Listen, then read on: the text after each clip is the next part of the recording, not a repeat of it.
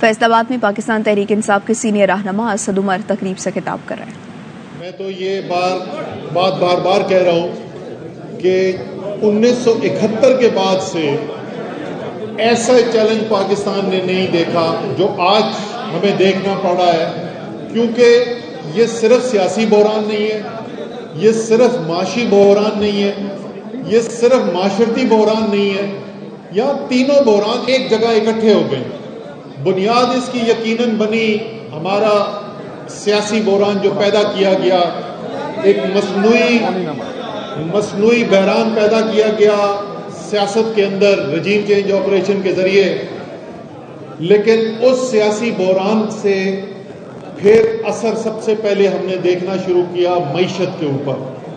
اور ابھی میں کچھ تفصیل کے اندر بات کروں گا، لیکن سب سے پہلی جو چیز ہمیں دیکھنے کو نظر آئی وہ تھی تیزی سے گرتے ہوئے ہمارے زر مبادلہ کے ذخائر، اور صرف 3 ماہ کے اندر وہ اضافہ جو 3 سال میں زر مبادلہ کے ذخائر میں کیا گیا تھا، وہ 3 ماہ کے اندر تمام کا تمام اضافہ جو ہے وہ جا چکا تھا۔ وہ فیصل آباد والے چینل کا گر گیا مائک، ان کے بیچاروں کو اٹھا دو یار، ان کا تو حق بنتا ہے فیصل آباد میں۔ اور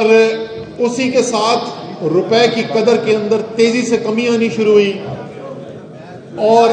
آپ نے ملک کے اندر ایک افراط زر کا طوفان دیکھا،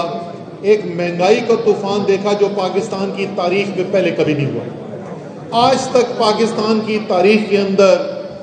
وہ مہنگائی نہیں دیکھی گئی جو پچھلے 8 ماہ کے اندر دیکھی گئی۔ اب یہ لوگ جو ایک سازش کے ذریعے، ایک بیرونی مداخلت کے ذریعے اقتدار میں تو آ گئے تھے، ان کا سارا ٹائم گزر کس چیز کے اوپر رہا ہے؟ ان کا سارا ٹائم گزر رہا ہے 2 کام کے اوپر۔ ایک، کس طریقے سے عمران خان کے خلاف، تحریک انصاف کے لیڈرز کے خلاف کوئی جھوٹے مقدمے بنائے جائیں تاکہ ہم ان کو قابو کریں، کیونکہ عمران خان کا سیاسی میدان میں تو مقابلہ ہوتا نہیں۔ یا دوسرا سارا ٹائم اس وقت گزر رہا ہے کہ اپنے جو کرپشن کے کیسز ہیں وہ کس طرح معاف کرائے جائیں، اور اس کا نتیجہ یہ ہے کہ جو آج ہم یہ معیشت کی صورتحال یہاں پر دیکھ رہے ہیں، اور وہ کیا صورتحال ہے۔ اور تھوڑا سا میں موازنہ کرنا چاہتا ہوں کہ یہ پہلی دفعہ نہیں ہو رہا، خاص طور پر اگر میں فیصل آباد کی بات کروں، اور فیصل آباد کا نام جب آپ لیتے ہیں تو ٹیکسٹائل سب کے ذہن میں سب سے پہلے آتا ہے،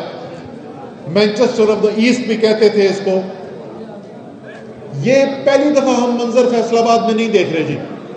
میں جب 2016-17 کے اندر فیصل آباد میں آتا تھا تو مجھے ایسی ہی باتیں سننے کو ملتی تھی، لوگ یہی حالات بتاتے تھے۔ وہ 40 روپے کلو سریے کی دام جو مشینری بک رہی تھی، یہ بھی ہم پہلے دیکھ چکے ہیں، اور اس وقت جو بے روزگاری پھیلی ہوئی تھی، جو پاور لومیں بند ہوئی ہوئی تھی، وہ بھی ہماری سب کی نظروں سے سامنے سے گزرا تھا، کیونکہ ایک حکومت گزری 2013 میں، جس وقت ڈار صاحب وزیر خزانہ بنے، تو الحمدللہ پاکستان کی تاریخ کے واحد وزیر خزانہ ہیں جو 4 سال وزیر خزانہ رہنے کے بعد جب اپنے منصب سے ہٹے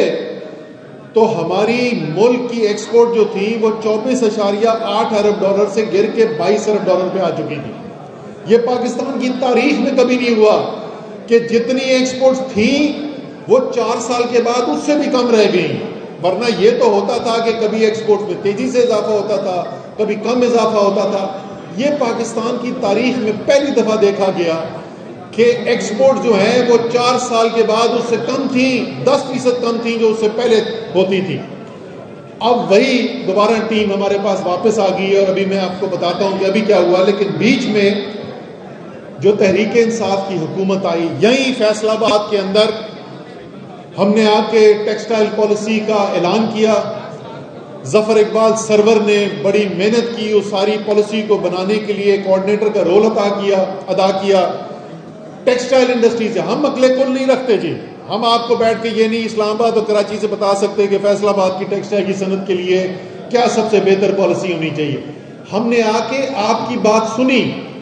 فیصل آباد کے ٹیکسٹائل کے جو لوگ تھے ان کے پاس بیٹھا، ان کی بات سنی، اس سے سیکھا، پالیسی بنائی، عمران خان صاحب کے سامنے رکھی، ہم نے کہا جی یہ پالیسی جو ہے، خان صاحب نے پوچھا کہ آپ کو اعتماد ہے اگر ہم یہ پالیسی لے کر چلیں گے تو ہماری ٹیکسٹائل کی صنعت دوبارہ اٹھ سکتی ہے؟ ہم نے کہا جی یہ تمام سٹیک ہولڈرز کا اس کے اوپر اتفاق ہے کہ اگر یہ اقدامات ہم لے لیں تو یہ انڈسٹری جو اتنی مشکلات کا شکار ہے یہ دوبارہ سے اٹھ سکتی ہے.